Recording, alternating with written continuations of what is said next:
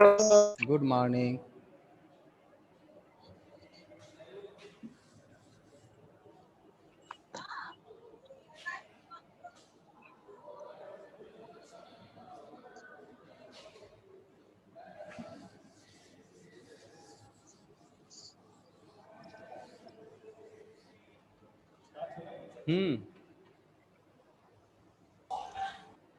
हाँ ओके।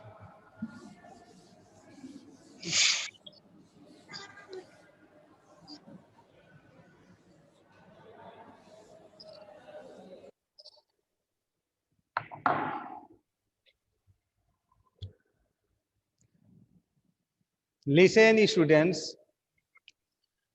कल आप लोग जो है kinetic energy and formula of the kinetic energy, आपने इससे रिलेटेड कुछ टर्म आप लोगों ने स्टडी किया है। आज हम आपको बताते हैं वर्क एनर्जी थ्योरम।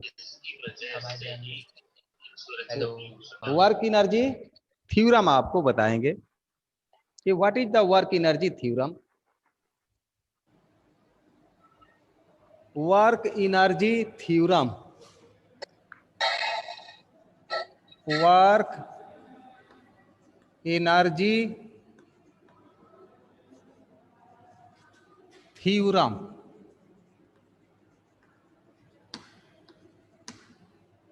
ये टॉपिक रहेगा आपका, इस पर डिस्कस करना है। Work energy theorem, what is the work energy theorem. तो याद रखिए, वर्क भी आपने स्टडी कर लिया है कि when we applied the force on the body and if the body is displaced in the direction of force, then work is done. That work done is calculated by the formula the product of force and displacement is equal to work done. Kinetic energy में आपने study किया है कि the change in kinetic energy में आपने study किया है कि the energy processed by a body due to its motion is called the kinetic energy. और काइनेटिक एनर्जी का फार्मूला भी आपने स्टडी किया है, half M V square. M is the mass of body and V is the velocity. अब हमको देखना है कि वर्क एंड एनर्जी क्या दोनों एक दूसरे से रिलेटेड है, तो फिर क्या इनमें रिलेशन हो सकता है। तो आइए हम लोग उससे रिलेटेड पढ़ें। This theorem states that, this theorem states that मतलब work energy theorem states that work done by a force, work done by a force in displacing a body in horizontal level is equal to change in kinetic energy। यानी एक line में आप ऐसे समझ सकते हैं कि change in kinetic energy is equal to work done. यानी किसी बॉडी में जितना उसके एनर्जी में चेंजिंग होगा, वो चेंज इन एनर्जी जो होगा वर्क डन के क्या होगा, इक्वल्स होगा। जैसे सपोज कर लो कि कोई आपका जो है ड्राइवर व्हीकल को ड्राइविंग कर रहा है। अब 30 किलोमीटर पर आवर स्पीड से अगर वो 60 किलोमीटर पर आवर स्पीड पर ले जाना चाहता है,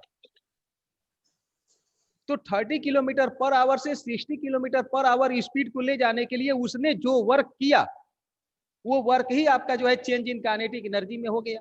या चेंज इन जो काइनेटिक एनर्जी है वो वर्क डन के क्या हो गया, इक्वल्स हो गया। तो what is the work energy theorem. तो work energy theorem states that work done on a body due to applied force displacing on a horizontal level is equal to change in kinetic energy. This is the work energy theorem.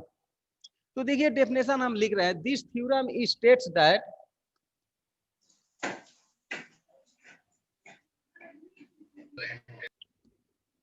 This theorem states that this theorem states that work done by a force, work done ना, ठीक है, हाँ ठीक ठीक, work done by a force in displacing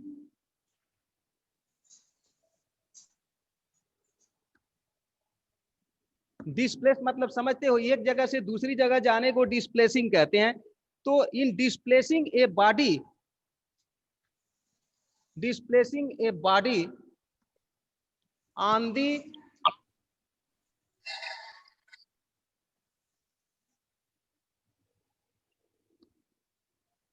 level, horizontal level of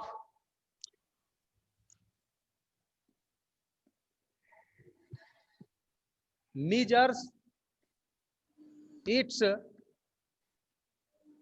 change in kinetic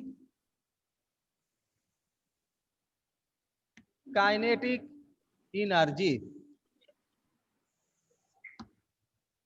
देखिए हमने यहाँ पर वर्क एनर्जी थ्योरम का डेफिनेशन हमने नोट किया है। What is the work energy theorem? This theorem states that work done by a force in displacing a body on the horizontal level of measures its change in kinetic energy। ये है आपका work energy का definition, और इसको हमें फार्मूले द्वारा proof करना है।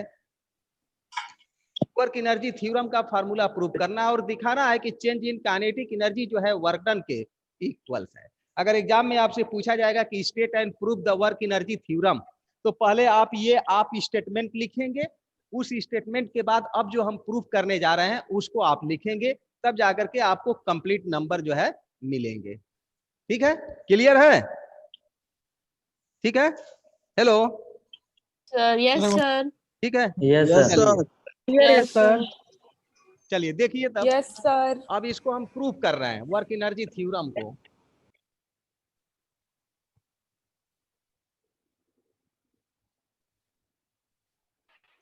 Good morning sir. चलिए अब हम इसको प्रूफ कर रहे हैं। देखिए कैसे प्रूफ कर रहे हैं हम, ध्यान से देखिए आप लोग। Let us consider a body of mass m moving with initial velocity u। हमने लेटस कंसीडर कर लिया कि कोई बॉडी है जिसका मास m है, जो इनिशियल वेलोसिटी u से मूव कर रही है। ठीक है, ड्यू टू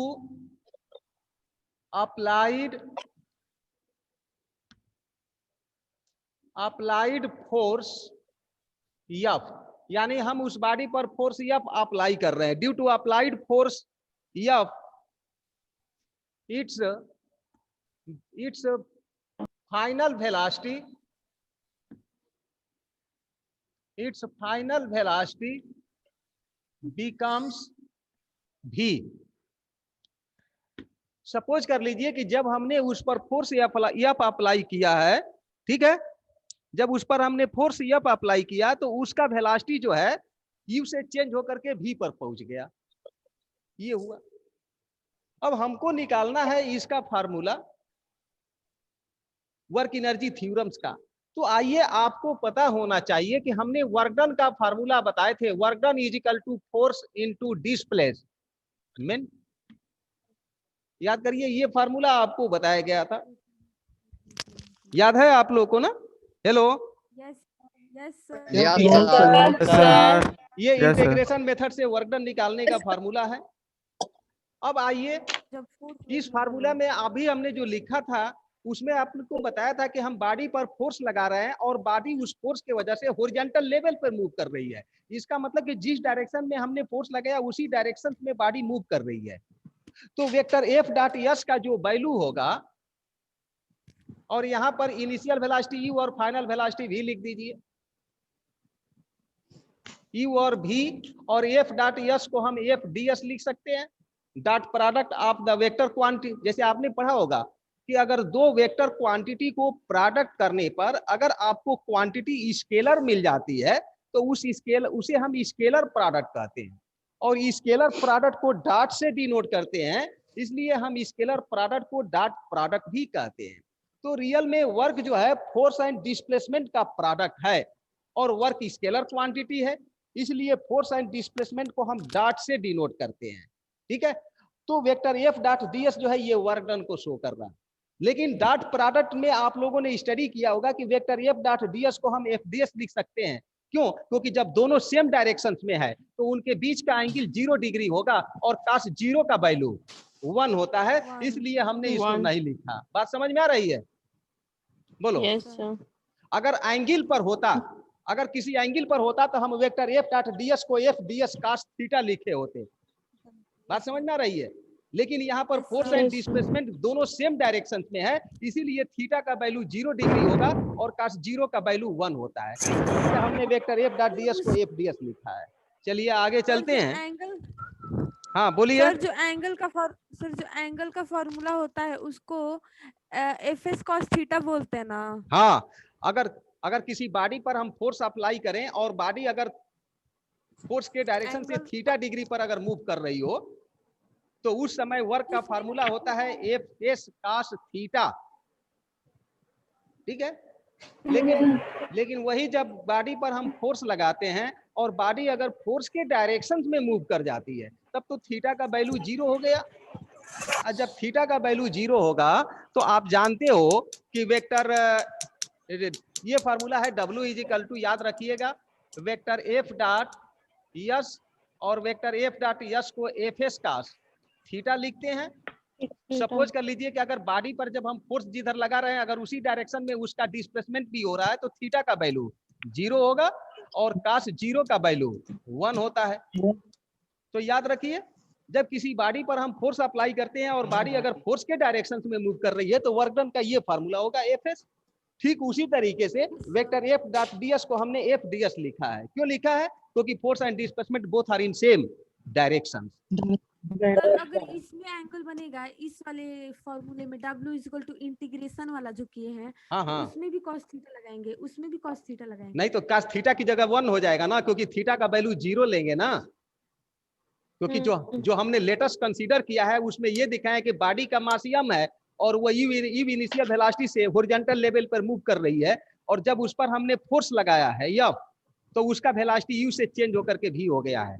इसका मतलब कि जिस डायरेक्शन में हमने फोर्स लगाया उसी डायरेक्शन में बॉडी मूव कर रही है। याद रखिए, थीटा का वैल्यू 0 लेंगे हम। चलिए आगे चलते हैं। अब आगे आइए, न्यूटन सेकेंड लॉ से आप जानते हो कि फोर्स इज इक्वल टू क्या होता है? Mass into acceleration. तो ये u हो गया, v हो गया, और f की जगह पर न्यूटन सेकेंड लॉ से आप लिख सकते हैं ma ds। चलिए अब इक्वल की जगह इक्वल आप नोट करते आएंगे। u और v यम और a एक्सीलरेशन है। आप जानते हो कि the rate of change of velocity is called the acceleration. तो आपको बताया गया होगा कि एक्सीलरेशन को हम लिख सकते हैं dv अपान dt। ds को आप रहने दीजिए। फिर इस स्टेप को हम लिख सकते हैं u और v यम और ds अपान dt को एक साथ आप नोट कर लीजिए, ds अपान dt या इंटू dv। और आपने स्टडी किया है कि the rate of displacement is called the velocity. इसका मतलब कि ds अपान dt क्या है? वेलोसिटी है। तो इसको जगह पर भी लिख सकते हैं आप भी। तो देखिए ये स्टेप हो गया। अब इसके बाद इस साइड को हम रिमूव कर दे रहे हैं। रुकिए, हाँ ठीक है, रुके।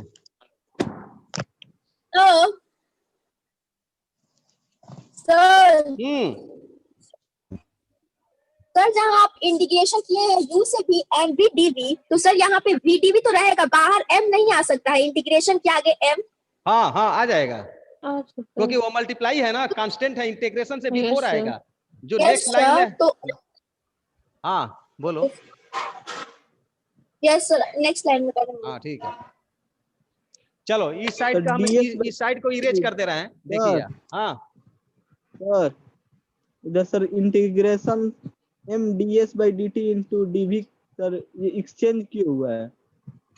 ds/dt को dv भी, के जगह सर ds हुआ है। अच्छा ये बताइए कि ds/dt को वेलोसिटी नहीं कहेंगे आप? तो नहीं पूछ रहे हैं हाँ क्या पूछ रहे हैं, बोलिए। हेलो सर, ये पूछ बोलो रहा है डीवी बटा में dt है, हाँ हाँ। तो ds बटा क्यों लिखे हैं? अच्छा ये बताओ कि मल्टीप्लाई में हम 2 × 3 लिखे या 3 × 2 लिखे, कोई डिफरेंस है? ये बताओ। No sir. तो ये बताओ कि इसके बीच में कौन सा साइन छुपा है? मल्टीप्लाई है, तो हम dv/dt इंटू ds है, तो हमने मल्टीप्लाई में dv को यहाँ कर दिया, ds को यहाँ कर दिया, क्या डिफरेंस हुआ बताओ? अगर ds को इसके साथ लिखने से हमको एक फिजिकल क्वांटिटी मिल जा रही है, वेलोसिटी, और हम इंटीग्रेशन किसके विथ रेस्पेक्ट में करने जा रहे हैं? वेलोसिटी के रूप में। इसीलिए इसको वेलोसिटी के रूप में चेंज करने के लिए ds/dt को हमने एक साथ लिखा है। बात समझ में आ रही है? क्योंकि वर्क एनर्जी थ्योरम किस पर बेस है? वेलोसिटी पर बेस है, क्योंकि change in kinetic energy is equal to work done. This is the statement of work energy theorem, इसीलिए हमने इसको चेंज किया है। चलिए आगे चलते हैं। अब देखिए इसके बाद आपका स्टेप हम आगे इंक्रीज कर रहे हैं। इज इक्वल टू एम, तो इंटीग्रेशन से B4 हो गया, और V का इंटीग्रेशन करेंगे आप। V का इंटीग्रेशन करेंगे आप, x के पावर n का फार्मूला यूज करेंगे आप। x के पावर, भाई साउंड आ रही है पीछे से, देखिए। हेलो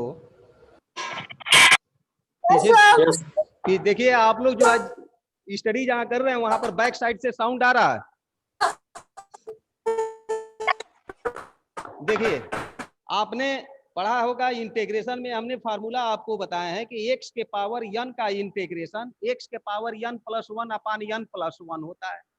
ठीक उसी तरह से यहाँ पर जब m को इंटीग्रेशन के B4 ले लेंगे तो v का इंटीग्रेशन हम dv के विथ रेस्पेक्ट में करेंगे, तो यहाँ पर x dx का फार्मूला यूज हो जाएगा। और x के पावर n का इंटीग्रेशन x के पावर n+1/n+1 बताया गया है, तो x की जगह v है और dx की जगह dv है, n की जगह 1 है क्योंकि इसका पावर 1 है। तो उस फार्मूले पर जब इसको तोड़ेंगे आप तो ये हो जाएगा v के पावर 2/2, और इसका रेंज रख दीजिए, ये हो गया u और v हो गया। 2 को B4 ले आइए, और v की जगह एक बार अपर वैल्यू रखेंगे तो v² ही रहेगा।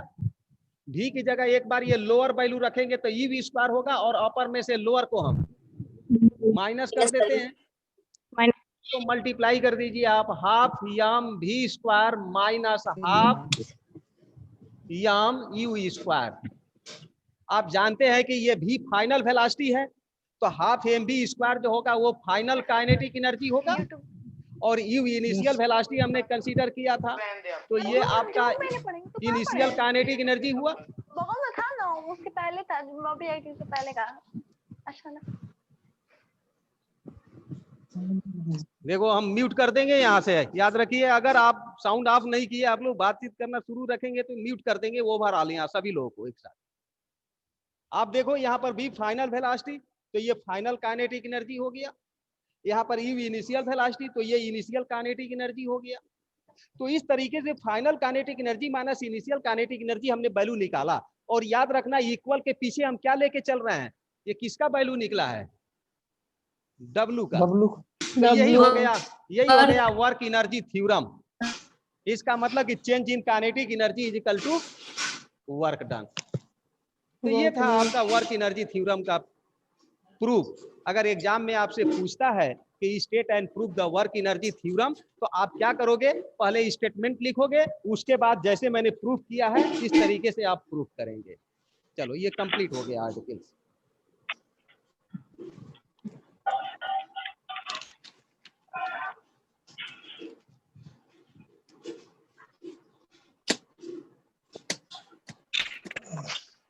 सर 8.9 समझ में बस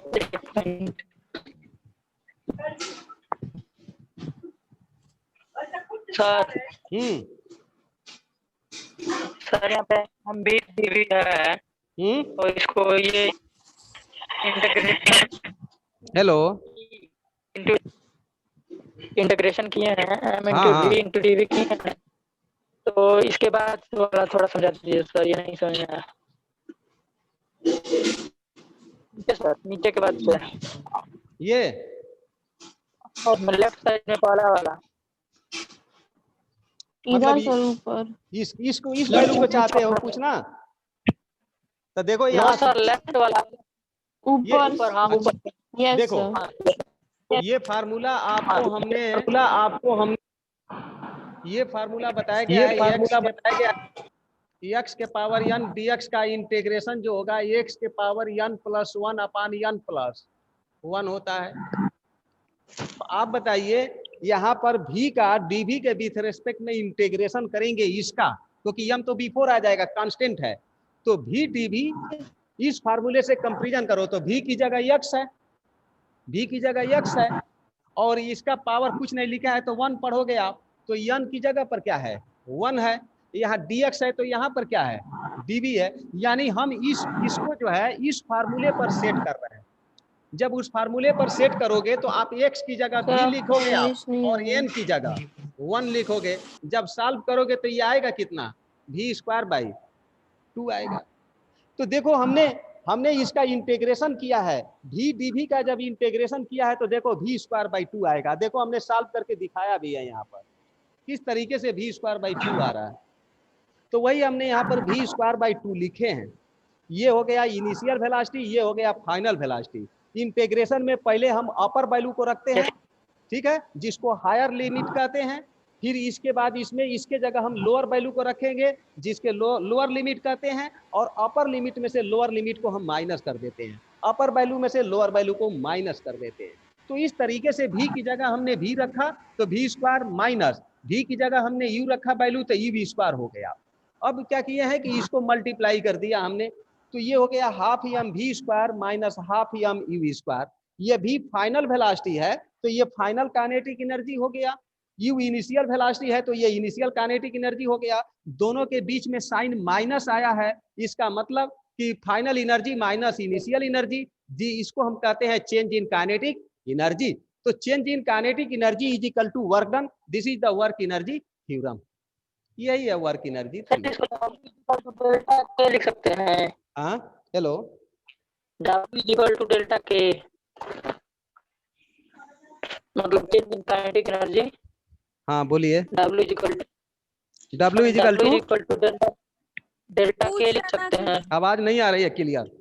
सर पूछ रहा है ना कि W is equal to delta K लिख सकते हैं क्योंकि चेंज इन वेलोसिटी हो रहा है, तो W is equal to delta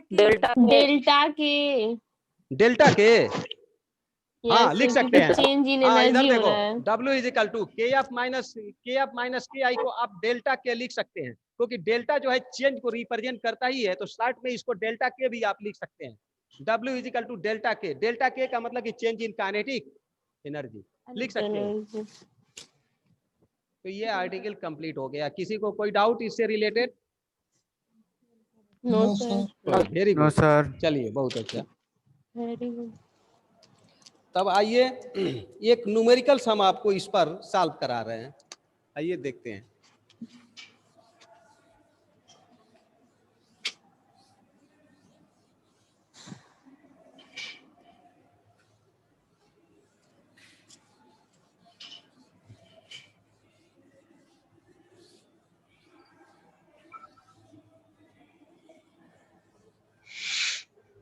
अब आइए एक न्यूमेरिकल सम आपको ले रहे हैं।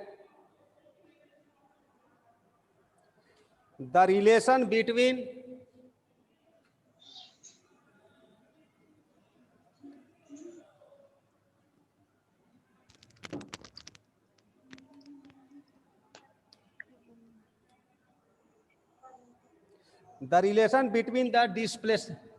the relation between x and t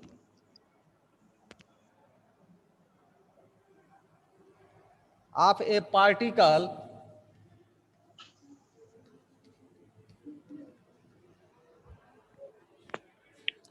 of a particle moving under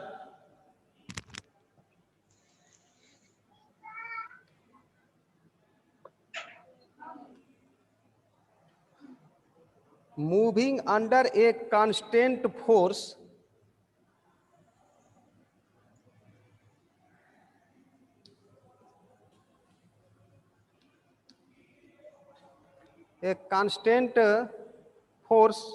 is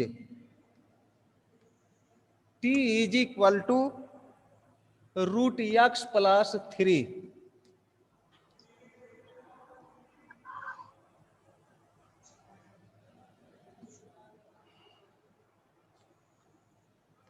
First, determine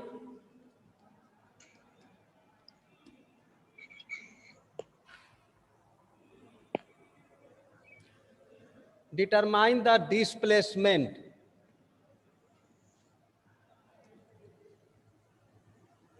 Determine the displacement of the particle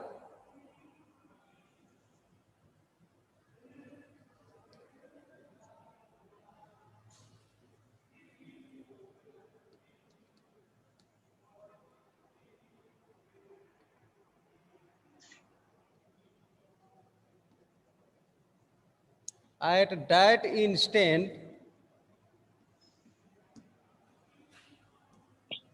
when its velocity is 0.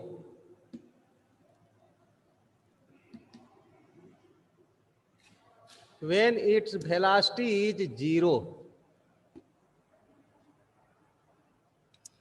Or second questions, the work done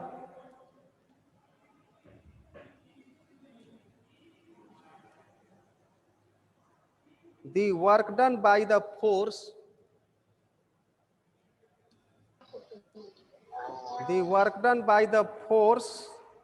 in first 6 second.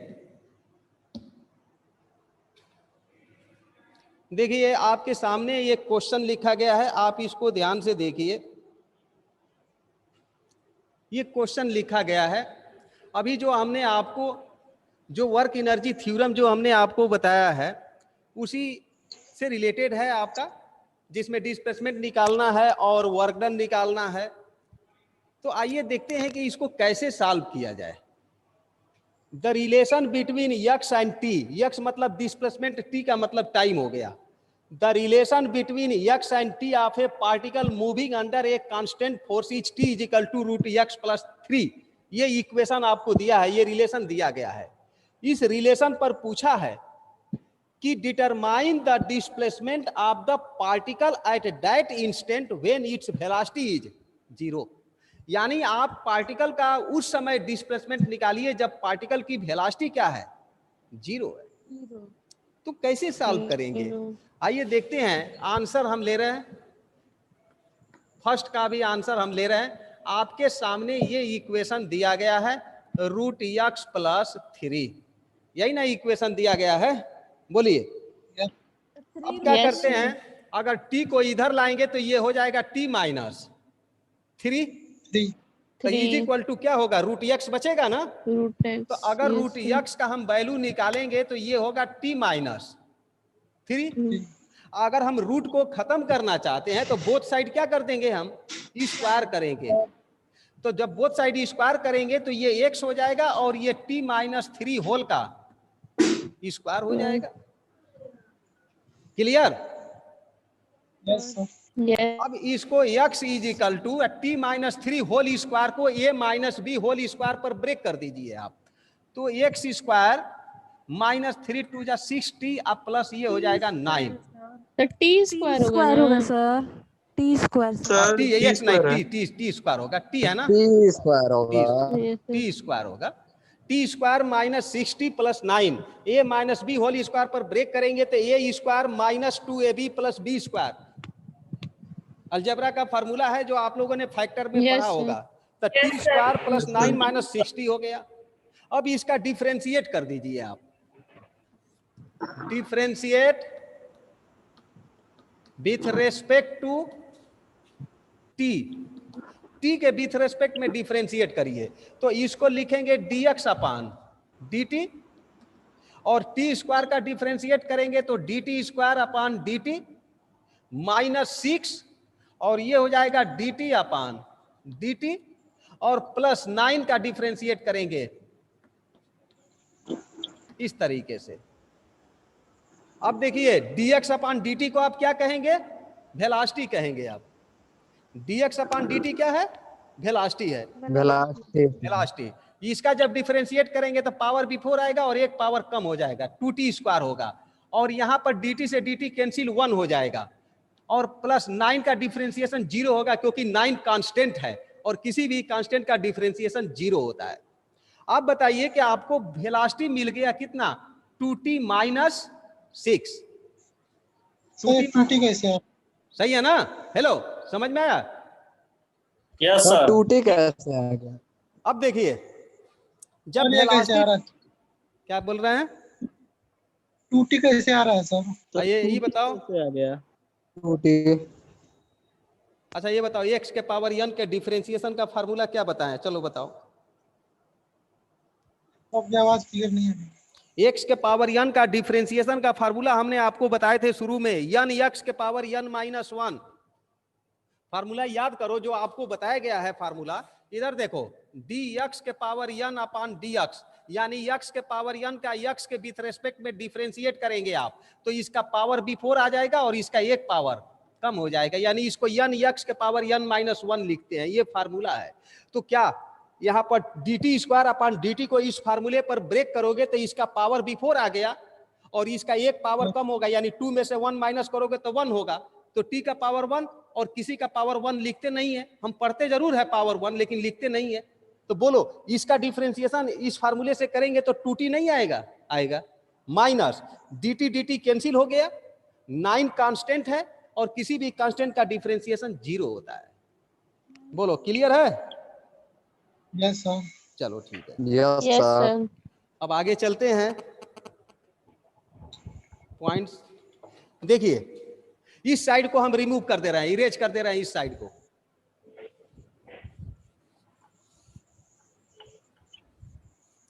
अब बताइए, आपसे first question पूछा है कि determine the displacement of the particle at that instant when its velocity is 0। 0। जब उसकी velocity क्या हो? 0 हो, तब ना हमको डिस्प्लेसमेंट निकालना है। तो अब जरा आप बताइए कि ये v की जगह पर हम क्या लिख दें? 0।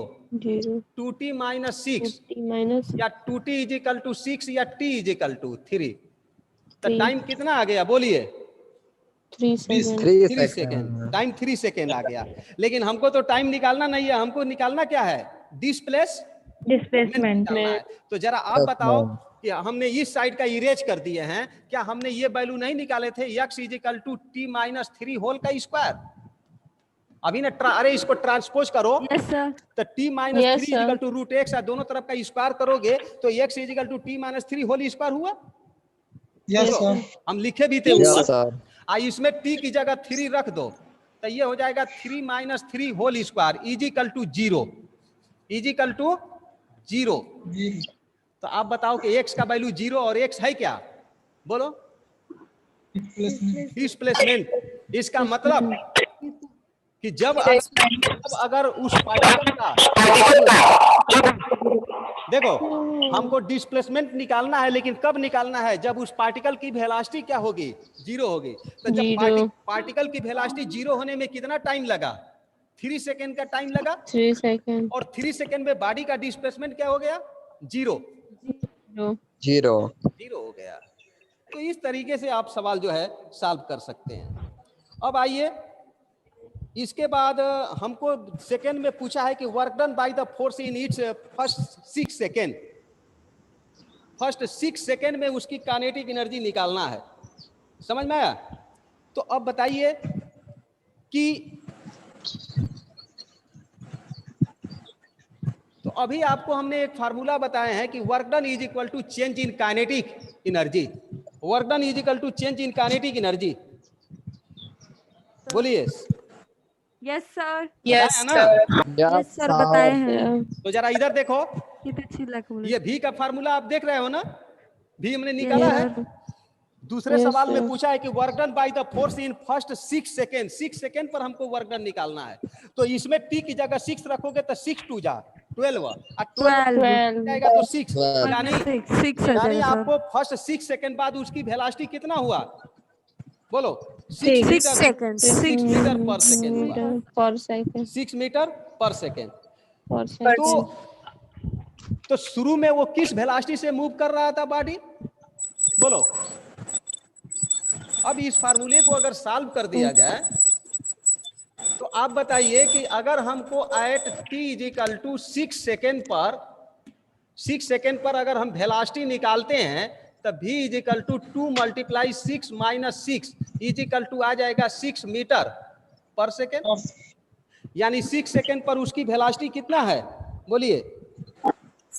6 meter per second. 6 मीटर पर सेकेंड। इसके बाद आइए किस वेलोसिटी से बॉडी मूव कर रहा है, जरा इधर देखिए तो उस पर फोर्स कैसा लगा है, कांस्टेंट फोर्स लगा है। तो जब कांस्टेंट फोर्स लगा है तो इनिशियल वेलोसिटी और फाइनल वेलोसिटी दोनों ही क्या होंगे, सर। अरे भाई किसी बॉडी पर फोर्स कांस्टेंट लगा है तो उसके वेलोसिटी में चेंज तो होगा नहीं। जब बॉडी पर अगर फोर्स कांस्टेंट लग रहा है तो उसका इनिशियल और फाइनल दोनों इक्वल होगा। तो उस कंडीशंस में आपका यू भी वही होगा और भी आपका 6 मीटर पर सेकेंड होगा। अब आपको निकालना है यहाँ पर work done by the force in 6 second. तो अभी आपको बताया गया है W is equal to half m v square minus half m u square. Half m को कॉमन ले लो तो v square minus u square, half m और v की जगह 6 तो 36, u की जगह 6 तो 36 और दोनों कट करके 0 0 से मल्टीप्लाई करोगे 0, यानी वर्क डन कितना होगा, 0 होगा। इसका मतलब कि you have nothing work done, आपने कुछ वर्क नहीं किया। बात समझ में आ रही है, आपने कोई वर्क नहीं किया क्योंकि वर्क डन क्या हो गया, 0 हो गया। 0। तो देखो इस तरीके से न्यूमेरिकल सॉल्व करते हैं। ओके, तो टाइम आपका जो है कंप्लीट हो गया, ठीक है। अब आपका जो है 1 मिनट का टाइम बचा हुआ है। अब न्यू जो आपका स्टेप है वो कल स्टार्ट होगा। Okay, Yes, sir. ठीक है। Yes sir. Please side.